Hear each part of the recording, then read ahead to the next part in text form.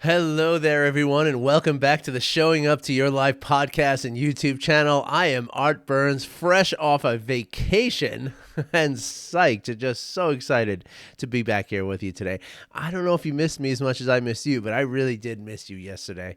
I know it's just one day, but still, it was the first day that fell between Monday and Friday in the last 3 years that I haven't done a podcast and YouTube episode, except for one or two times that happened because of various, there was one time where I was sick for a few days, and there was another time I think I don't remember what it was, but there was another time, one other time that I remember, and that's it. Other than that, every single Monday through Friday, I have been here for the past almost 3 years, delivering a little message here, and it has been amazing.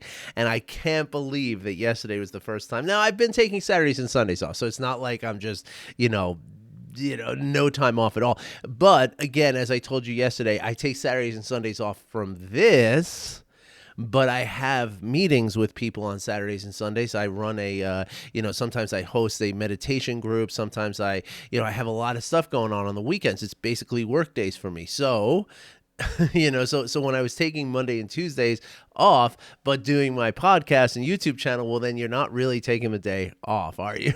And so it's all just kind of come back to me and just kind of come into this realization that it is really important to take some time off. It really is. Okay. And just the other day, I was talking to somebody actually who's struggling with this at her work, that, they're very, very busy, and she's being asked to work overtime, and the money's great to work overtime and stuff like that. But, she's in a position where she's working, 6 days a week as a regular schedule.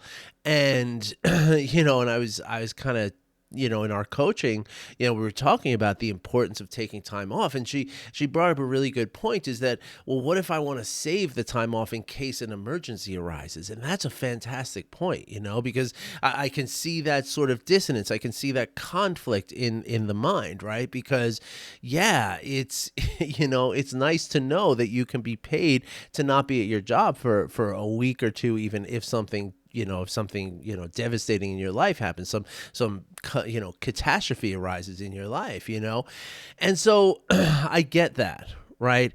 But as I talked to my client the other day, it's kind of it's looking at hoarding the time that way is kind of the same way. It's kind of the same thing as looking at hoarding money that way. Right? Like that's, hoarding is hoarding kind of, right? And so it's I think better to look at the vacation time or the paid time off that we get at our jobs and all that, right?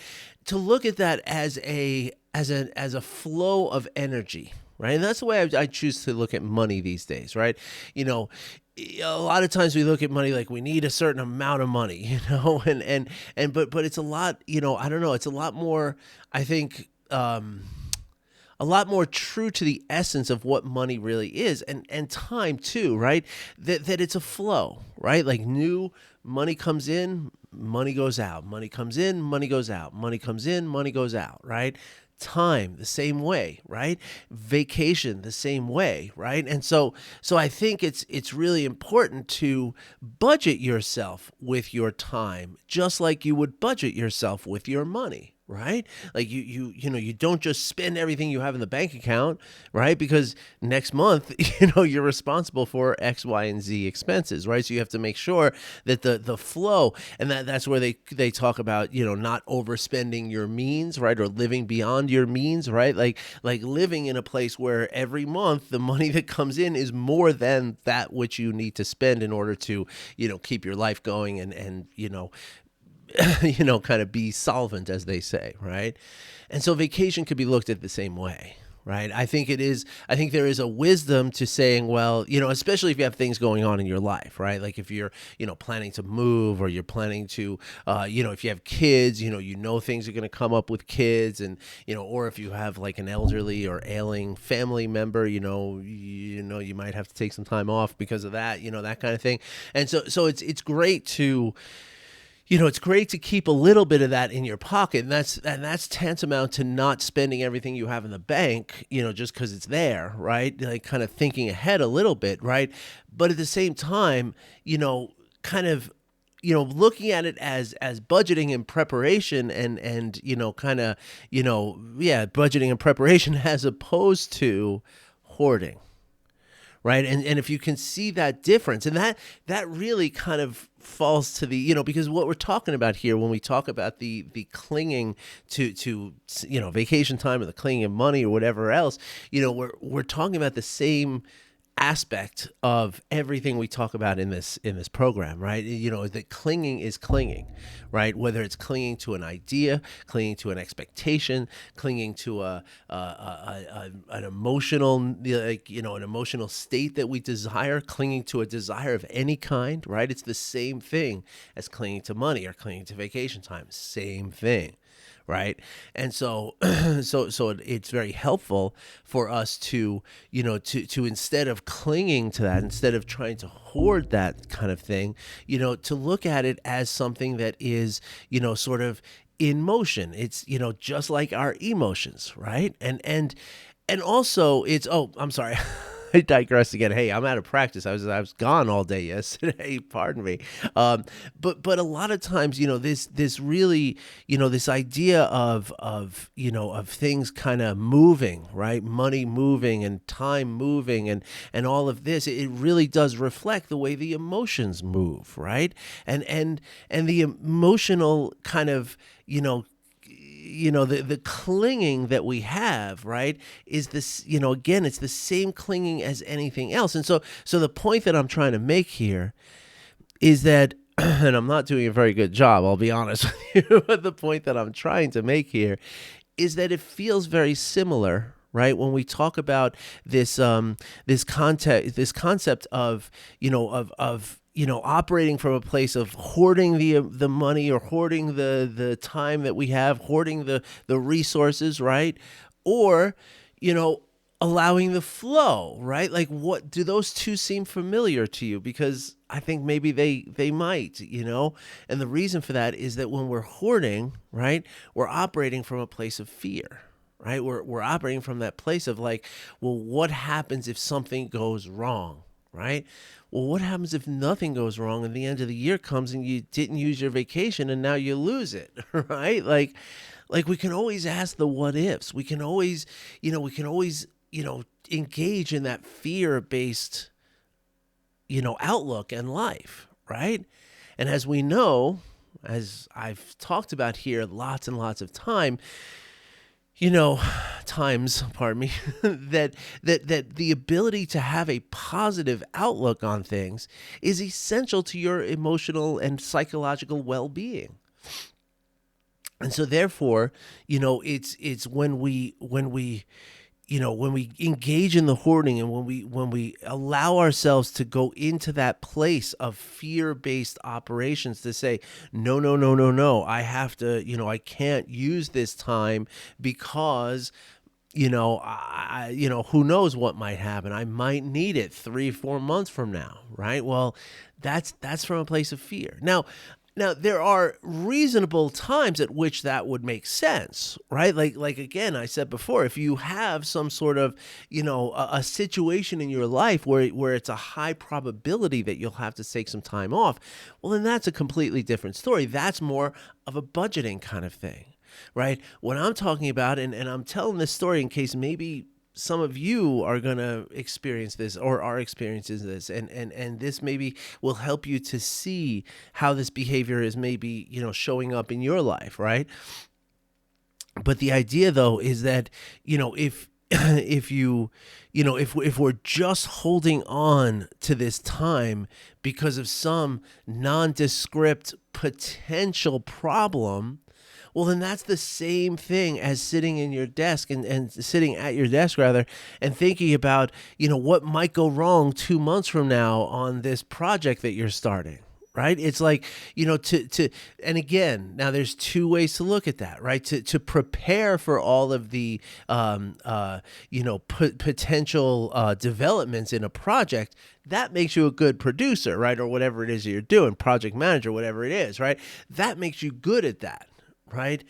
But to sit here and just cringe over some, there's no evidence of anything that might happen. Just to think that there's just an impending doom, right? This just existential dread that you have, right? That's where we get into trouble. And that's how I used to live all the time. Oh my gosh. When I was off yesterday, I had an opportunity to, kind of do some reflecting. I had some opportunity to, sit quietly. And technically, I was almost off for 2 days. I recorded a podcast and I had one meeting on Monday. So it was basically a day off. It was like 3/4 of a day off. So I had 1 3/4 instead of 2 full days off. But it offered me a lot of time to reflect. And I remember, when I was back in the advertising days, I at one point I was in a sales position in advertising. So I actually worked for at one point I worked directly for the agencies who, the agency that produced the stuff that you see on TV and in newspapers and magazines and stuff like that. But I started my career as a vendor to that industry. So I was the guy who represented the people who did the retouching and the preparation of the files that would go to the magazines, right? And I remember I was living in a complete state of fear all the time, right? I was convinced all the time that the next phone call was going to be a client telling me that it was over, that I lost their account, right? I was constantly in dread of this, right? And so in and of itself, again, right? Like that's, if that's what's showing up, then that's what's showing up. And I'm not telling you to as we say here, we want to get to know these emotions, right? We want to get to understand the fear. We don't want to say like, no, I can't be afraid. I can't do this. I can't operate this way, because that's just the same kind of, the opposite of clinging or the other side of the coin of clinging is aversion. And that's what that is, right? So that's no more healthy for you mentally, emotional, physically than the living in the grips of fear of some nondescript, anonymous potential, thing that might happen, right? Neither of those are good for you. Okay. And so the question is then, how do we deal with it? Right? Like I used to feel that there was just this constant sense of just any day now, right? Like today's the day, today's the day where it all comes crashing down. I'm sure of it. And it didn't, right? And in fact, the day never came where it all came crashing down. Now, bad stuff did happen. Unfortunate things did happen, right? I did lose accounts and I gained other accounts, and life, that always happens, of course. But that big one that I was waiting for, no, never happened. Never. Not that it couldn't have. There was always the potential that it could have, and that was just based on the business that I was in, and that's just the way you had to live with it, But but it never did happen the way that I was afraid that it would happen. And yet, in spite of the absence of any kind of evidence, I was sure that it would happen, right? I was positive. There was never a question in my mind, right? And so why is this a problem, right? Theoretically, if we can, keep ourselves mentally stable, if we can practice mindfulness and we can, keep ourselves well and still be afraid of those things, right? Doesn't that work? Well, kind of no, actually. Pardon me, folks. I got a little bit of an allergy tickle going today, as this time of year is always tough for me. So let's talk about what happens again when we live in a state of fear, right? Especially when it's an unspecified fear. Okay, especially now. Hold that thought. Okay, you try to remember that because we're going to come back to that in a second. Okay. When we're operating, and by the way, this is nothing what the little black book said that we were going to talk about today. So, but fortunately, I forgot. I'll get back to that. Never mind. So let's talk about what happens when we're in a state of fear, especially, again, this nondescript, non-defined fear, right? Or unspecified fear. That's the word that I was looking for. What happens when we get into that place, right? So our nervous system, right? Our nervous system is responsible for two basic things, right? And it's much more complex than that. I'm not, the neuroscientists would be like thrashing me right now for telling you it's this simple. but just for the sake of argument, right? It's, we're in our nervous system goes from a state of what we call rest and digest, which we could also call homeostasis, right? Which is when your body is operating the way it's supposed to operate, right? Now, a lot of times when we talk about stress, and I talk about stress a lot, right? Because I work with people who are experiencing high levels of stress and emotional overwhelm, and that's what I do, right? And so when we're in a state of stress, right? Or I'm sorry, when we talk about stress, a lot of times it's very tempting to talk about the idea that there are certain parts of your body are affected by the stress. And it's true, right? Like your lymphatic system, your digestive system, your immune system, your reproductive system, right?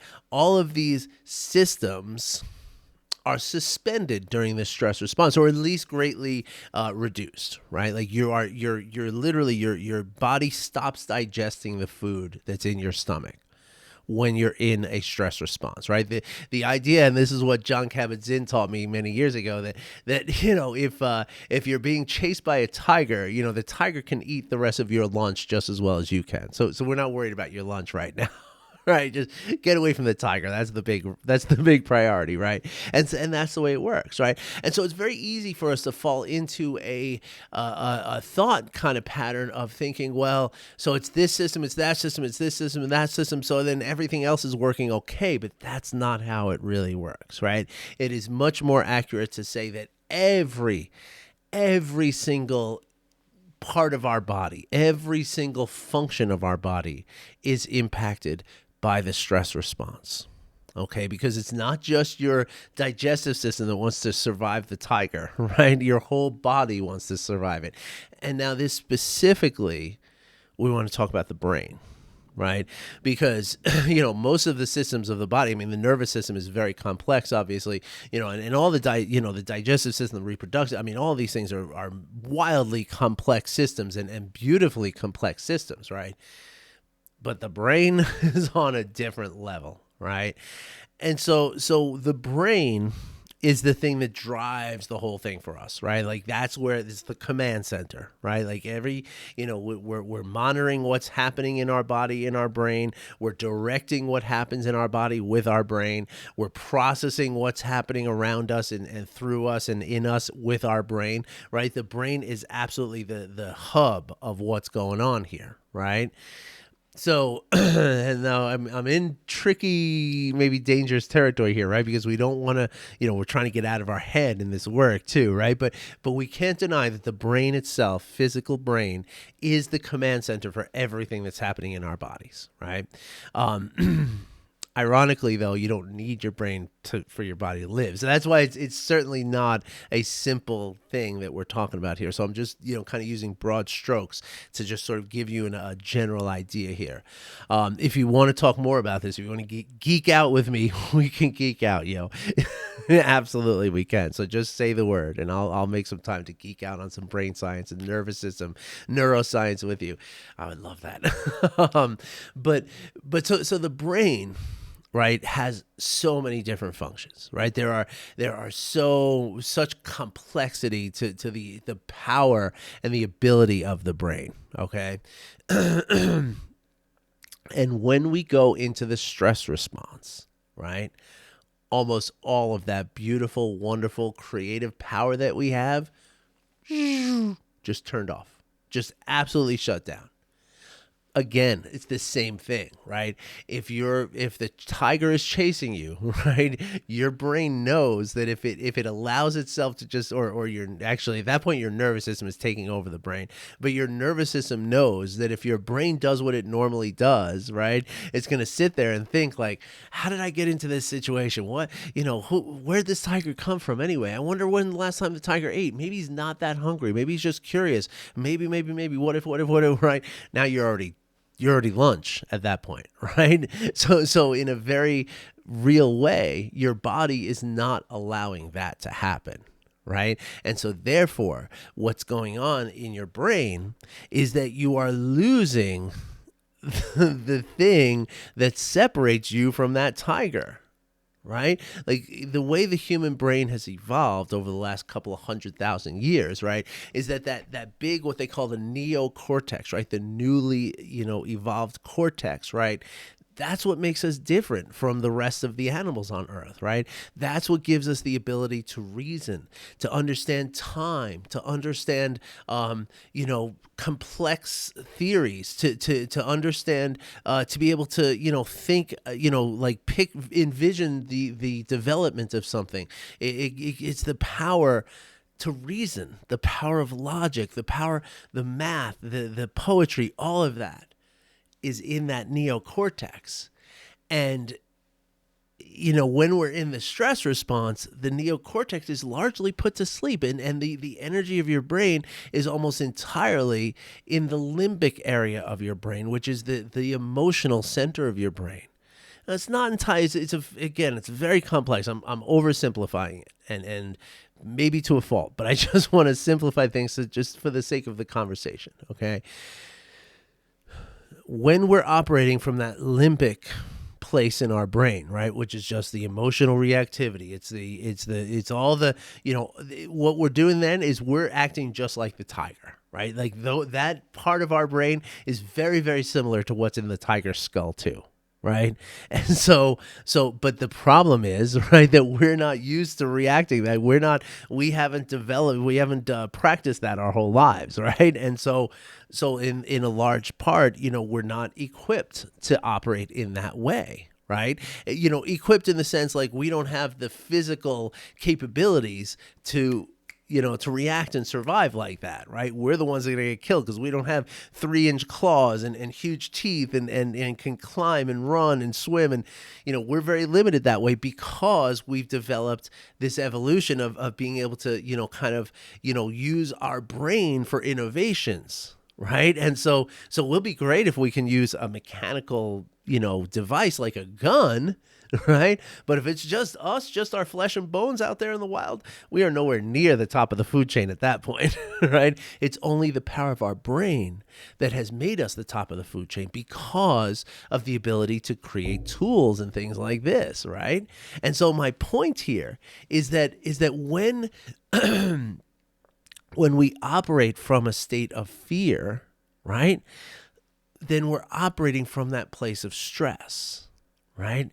Now, that doesn't mean that you're 100% always 100% of the time always in the stress response, but it means that you get there a lot because you're kind of ready for it. Right. Because you're living with this emotion of fear. So your brain is like on high alert saying, when's it coming? When's it coming? When's it coming? When's it coming? And when it's in that place of high alert, right, you're not able to create the tools. You're not able to function on that higher level that makes us human beings, right? And so this is why, again, in my coaching, what we do is we learn to apply this to all the areas of our lives so that we practice living in a way that is not a state of fear. Right. And so your vacation time, right, or your, financial budget or whatever is a perfect time to practice this. Right. So if you find yourself becoming, afraid to, to invest something or afraid to take vacation time because you're worried about some, unreal fear out there, well, then that's a sign that we got some work to do, right? That's a sign that we got to come in and we got to find out, okay, what's creating this fear, right? What's making me think that something so bad might happen that I need to take 2 weeks of paid vacation time to handle it, right? Because unless there's evidence for the potential of that to happen, then thinking that way, it's not just inconvenient, okay? It's actually really damaging your emotional well-being, right? Because remember, one of the 4 constituents of your well-being is the ability to have a positive outlook. And so if you're just sitting here, just kind of as as the saying goes, just waiting for the other shoe to drop, then that's your at least 25% of your mental health is gone. And that's important. You want that 25%. Trust me, you do. I want you to have it. And so that's where we come to the next kind of logical place is like, how can we do this? Right. And of course, this is just, again, one example. Right. Like the vacation time might not be something that you experience. Right. But maybe and I never experienced that back then. Like, my vacation time, I never worried about that. I was like, let me take it. I don't care. I'm accruing new time all the time. That was not a fear for me. Right. But the question is there a fear that's showing up for you? Right. And if there is, identifying it is the first crucial step to being able to overcome that fear. But overcoming it in the sense of coexisting with it, right? And co-opting it and integrating it back into yourself and allowing the fear to exist within you, but not take over you. Right, because it's okay. A certain level of fear is healthy, right? A certain level of like, wait a minute, there are things that I could do that could cause, negative consequences, right? Like the fear, knowing that the cliff is right there, right, allows me to walk a little more carefully, right? So that emotion of fear is not a bad thing. Right? It's necessary and it's very helpful for you. But it's a question of understanding it, and it's a question of harnessing it as opposed to being hijacked by it. So if anything I've said today resonates with you, I really, I truly, very warmly and cordially, I invite you to book a call with me. Okay, it's completely free. All right, it's a free call. There's this coaching session that is on the table with your name on it. All you got to do is claim it. And the way to do that is to hit the link below. Okay, I have many different options of coaching at this point. I have certain options that are totally free, right? And so there's so many different ways in which I might be able to help you. Okay, so the first step, though, right? Oh, actually, it's the second step. I've taken the first step here, right? I've put this out here. I've created this link. I have my desk here. I have my microphone. I have the whole thing. Like, I've taken the first step. The second step is yours. And if you're interested in having a conversation and finding out if coaching can help you to again be able to harness the power of your fear and make it work for you instead of hijacking you every single day and sidetracking your career and your family life and your happiness and your well-being. So if any of that sounds resonant to you, I want you to please click that link. If for no other reason, just to check it out, right? Just to check out what it's like to spend 45 minutes on a Zoom call with me and see what coaching feels like. You might like it. And again, you might be surprised at how many different affordable options there are. So I'm going to leave you with that. Thank you for checking me out today. And and I'll be back again tomorrow with another episode. I wish you well today. Take care, everybody. Bye.